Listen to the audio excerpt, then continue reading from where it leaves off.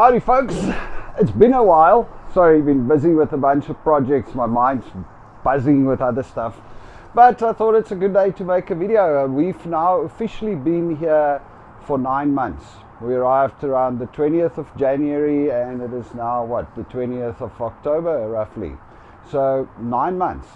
And you know, a lot has changed. Obviously we've gone through winter, spring, summer, and now we're back into fall, so it's getting a substantially little colder and obviously a little wetter here.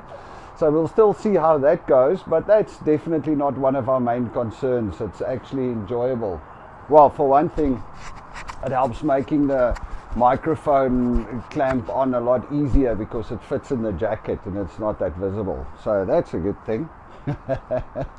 Alright, so let's talk a little bit about Canada and our experience so far. We've been here for 9 months. I tell you, in this 9 months I've come to just like the place more and more and more. I mean, I love the fact that we've got the freedom to do stuff. Not everything is hunky-dory, you know. I'll be honest, I'm getting a little bit more concerned about the cost of living here, because that is very expensive. Living in Vancouver specifically is not cheap, and you know, we are burning through our savings at an alarming rate. I mean, we're still good for a while, but still, it's not as simple as you think. And then of course, you know, Belinda's still trying to find a job. She's had interviews. She had recently, she had a third interview at the same company, so she went through all the levels. That was only this week, so we were hoping to hear in this week, maybe she got that. She's got a couple of other interviews. So I think finding a job is not the easiest thing in the world. Look, Belinda's also looking for a job more like an office manager or something a little bit, you know, she's kind of picky because she wants to work at a company that she can, you know, associate herself with, and she wants a job. She needs to get kind of a management position, but she doesn't necessarily have project management. I think if you have project management skills, or you are in coding or tech, you obviously have, there's a lot of jobs going around for that. And then of course there's a lot of jobs. I mean, sure, you can go work, you can walk into any supermarket and become a teller, you know, work at the cashier. Everywhere is looking for work, but it's mostly labor, and you know, unfortunately that's not going to help us to get into, to get our PR. In order to get our PR, Belinda needs to get a knock 1 or 2, what, AOB or knock 1, you know, so a management type of position. Otherwise, there's plenty of work. I mean, restaurants, waiters, everybody is looking, and the pay is not bad. I mean, sure, you can now almost earn as much as a teller as you would as a marketing manager, believe it or not. It's you know, things are starting to align a little bit more, where people doing actual physical work are in short supply and they get paid a lot more. So there's a lot of work for that. I think there's a lot of work for truck drivers. If you're a plumber or an electrician, I don't know about the process to get in here, but if you're a plumber or an electrician, I mean, I was chatting to somebody the other day, electricians are getting paid $85 an hour over here now. You know, up to between, I guess, $70 to $85 an hour. For an electrician, tradesman, if you can work with your hands, you can make a lot of money in Canada at the moment, because not a lot of people want to do it. It's just the way it is, you know. Everybody wants to create an app or do something techie, and nobody wants to clean the toilet and connect the electricity so that the app that the other guy created can work. So it's a great opportunity for those people. I don't know, don't ask me about immigration based on trades, because I don't know how that works. I have not looked into it, but if you could get here and you have a skill like that, I'm pretty sure you'll find a job quickly, and a very well paying job at that. So yes, back to what we're doing. Belinda's still trying to find a job so that we can get our PR application in. Look, things are going a lot better. At first there was a lot of applications and no callbacks. Then there were applications with the odd callback. Then there were applications with interviews, and now there's a lot more interviews. I mean, it's also getting used to it. You know, one of the things that you got to do here is, especially if you're from a different country, people like to see some Canadian work experience. So it's hard to get over that first step. But, you know, we're learning. Belinda started volunteering because that's also a good way to get into the right circle. So she's helping people. We went to volunteer at the pumpkin patch day where we organized all the pumpkins and all that. And then she also volunteers with an organization that helps immigrants, especially people that can't speak English. So she's now, it seems like she's become a de facto assistant English teacher. So twice a week for an hour and a half in the evening, she does online English classes with this organization and helps them out. So that's quite cool. It seems like she's enjoying that. And for the rest, you know, we're still working, but it would be great when Belinda finds something, because trust me, any extra revenue will help save our savings, I guess. Now, let's look at some of the other stuff. Oh, the thing that freaks me out at the moment, it's not freaking me out. It's the wrong way of describing it. Really, though, but it's hard. Ugh. You know, the kids are growing older. Angelique's now, she just turned 14 on the 15th of October. Connor is 15. Connor is still fine. He comes home, he kind of hangs out at home, but Angelique has now fully embraced the Canadian lifestyle and the fact that there's public transport and she can go anywhere. She can ride the SkyTrain, she can ride the buses and everything. So we are almost, it's almost like we've lost her, because she goes to school after school, and I was super happy about it in the beginning that she can do that. But now she does it every single day. Every day she's out, she's like with her friends to the mall, or they jump on the SkyTrain and they go to the other side of Vancouver, or they freaking, you know, they're all over the place. Every night she comes home at around 6:30. She catches the 6 o'clock bus home.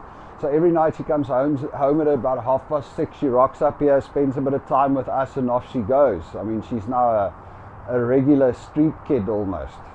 You know, and I go, oh, I wish, Angelique, please. You know, it's hard as a parent to let go, especially as a parent that from South Africa, where you kind of don't let that thing that happen. Now you've got to be able to say, hey baby, you know, enjoy it. She's a good kid. I mean, she reports and she messages, I'm on the bus now, I'm going here, I'm going there. So she's always reporting in, which is great. And, you know, we can only believe we brought her up the right way. Trust me, one thing, I don't think anybody's going to just grab her. That girl is strong. And she's had Krav Maga and all kinds of street fighting classes over the years. So I think whoever is going to try and grab her is going to see rear end fairly quickly. But yeah, I think that's one of the hardest things for me and Belinda right now to deal with, because we also don't want to be those parents that kind of, yeah, you got to stay home, because you know what, she stays home and she spends time on her screens because she's sitting in her room. We are working, so it's not like we're doing stuff with her if she comes home from school in the afternoon. She does her homework at school, so she's all caught up. She's a straight A student, so that's all good. She does her chores mostly, I guess. You know, she's a teenager, and you know, she's a good kid. So we had the argument, and we're like, hey, why, you know, you can't just go out with your friends every day. You got to come home. And she's like, why must I come and sit in my room and watch TikTok when I can be out with my friends? And we're like, you have a valid point, sweetie. So that's hard to let go. Spoke about that for too long. Anyway, so the thing is, the freedom, you know, it's a double-edged sword. In Joburg, at least, they had to stay home and we had to know where they are all the time. Now we don't, and it's a little harder. For the rest, we've gotten used to the Canadian banking system. If you saw one of my earlier videos, I told you it was still a little bit weird of how it works with checks and everything. And you know, if you look past that, it's actually a great system. You can make your payments digitally. We've been here for a while, so now our limits have moved up, and we've got our credit cards sorted out, and we're all good to go. So that's all fine and well.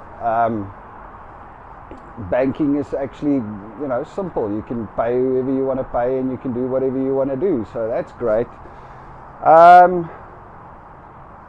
So what's all the good things about here? I'm still a little bit irritated that we haven't seen a bear yet. I mean, we're on this next door group, and everybody's posting pictures of bears in their yards every day, and we haven't had a bear. We've got a whole forest behind us. I'd love to see a bear. Any which way. So yeah, I mean, all things considered, it's still the same old problems. You know, the other night I was sitting here and I was a little bit bored. Belinda was doing her classes and everything, and I thought, well, let's phone a few friends. And then I was like, oh shit, it's 3 o'clock in the morning in South Africa, so I can't phone anybody right now. So that's odd. Parents, you know, the people that we love we still miss them. It is on the other side of the world. I don't know if you saw my other little short video that I made. It's actually, I found this website that tells you where's the closest city to the exact opposite side of the world from you. And the closest city to the exact opposite side of the world from Vancouver is actually Durban. Well, not Durban, one of the little places next to Durban, but basically Durban. So yeah, South Africa is on the other side of the world. So communication is a little bit hard. You actually got to make an effort to phone people and to chat to them, because it's very easy to lose connection. And just like I lost connection with you over the last couple of weeks where I haven't made videos, I also got myself stuck in, and I kind of forgot to contact my friends. But I got to get out of that now and actually start doing that a little bit more. And then for the rest, it's just habits. You know, we need to start re-looking at our habits, because so what happens with me is I get this idea, and then I start like going down a rabbit hole, and I'm on the computer researching, testing, trying, doing all kinds of things, and I kind of forget about the other things I'm supposed to do. So that's what I've been busy with this last 3 to 4 weeks. But you know, the thing is, I remember it every now and again, and then I try and snap out of it, and I try and remember to do the other things that I should be doing. So here I am. What else is bad about Vancouver? Honestly, the things that worry me, nothing's bad. That's actually the wrong way of saying it. Nothing's bad about being here. The things that worry me, like I said, is the cost of living, but we just need to up our game and make more money. I mean, that's basically what it is. The other thing that I'm a little bit concerned about is the fact that in another 4 months, we need to move out of this house, and we had an absolutely great deal here with a beautiful house at a beautiful price. We are likely going to have to move to somewhere a lot smaller. Oh, that's scary. Well, unless this new idea comes off and I make some money. Touch wood. Let's hope. Anyway. So yeah, cost of living, expensive. Personal issue is obviously with Angelique and her freedoms. On the one hand, I know it's a good thing. She needs to be free. She needs to be a teenager. We used to do it. When I was her age, I would come home from school, drop my parents were at work, I'd drop my bag, and I'd be off into the streets with my mates. We'll go shoot with our ketties, or we'll go and climb the mountain at the back of the house or the hill, or we go fishing. I mean, we'd be out the whole day, every single day. That was the life we lived. It was freedom.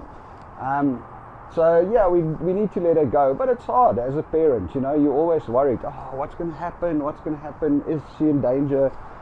And she's not. I mean, this is a safe place. So that's the other thing that I worry about a little bit. Missing family and friends. Yes, that's hard. Trying to connect with them, that's hard. But now let's talk about the good things. You know, life here is just so much more easy, I guess. What's the other word? You know, you're not looking over your shoulder the whole time. I'm not scared. I'm not worried that anything is going to happen to any of us. You know, days we forget to lock the house, we go out, people are generally friendly everywhere. All the Canadians are nice. I mean, I go out, I see people, I chat to them, and they're nice. I mean, that thing where we volunteered for the pumpkin patch day, I think there were almost more volunteers than people there. There was like 75 volunteers, and everybody's just helpful and nice. And that's great. I mean, that's the way that you want to live. You want to live with people that's awesome, and that's great. And then, of course, you know, the weather, the beauty. I mean, you're missing it now. It's over. It's the most amazing thing when you wake up in the mornings or in the afternoons and it's all misty and we've got the trees and it's just, I mean, it's stunning. It is so beautiful. Absolutely love it. It is cold, but we have heating, although Belinda doesn't want to put the heating up all the way because this house is so big, it costs a fortune to heat it with gas, and it's very old, so there's also a few places where the heat leaks out, so it's actually quite expensive to heat up the whole house. So we just got it on a very low heat, low temperature, the house, and then we bought ourselves these little space heaters, so we kind of heat up the rooms that we are in, because we don't use all the rooms. Of course, Connor is sitting in his room with the windows open because he likes the cold. Although he sleeps under a duvet this thick, but he's got his windows open. Blows my mind. Goes to school with shorts. It's raining, it's cold. Goes to school with shorts. I just don't get it, but hey, he gets it, so who am I to have anything to say about that? And then, yeah, not much else to report. It really is fun. We've met quite a few South Africans along the way, and sometimes, you know, every time we do see a South African, we say hello and we have a quick chat. I mean, we're all here in a very far away land, and we try and help each other out as much as we can. Not that we only try and help out South Africans, we speak to everybody. But it's cool. Love it. Love the freedom, love the transport, love the fact that there's opportunities. You know, I've been looking into all the government grants and stuff here and funding. I mean, it's just absolutely amazing. If you have a good idea, you launch a business, people will fund you. The government here gives you grants. If you're a small company, you pay less tax. If you're a small company, they give you grants for research and development. They give you grants for marketing. There's just like the government, I feel is very supportive to small business. So one of the things we're going to do now is we're going to consolidate our international business, publishing business, and move the head office to Canada, to Vancouver, and get it all set up here. So that's one of the big projects I'm working on, and it's you know, it's going to take a bit of money and it's going to take a bit of effort, but it's great because we can start claiming some of those benefits and stuff like that. So yeah, that's it. Overall, I think it is really amazing, and I think it's, you know, it's worth moving here if you want that freedom. All right, folks, I'm going to sign off. Cheers.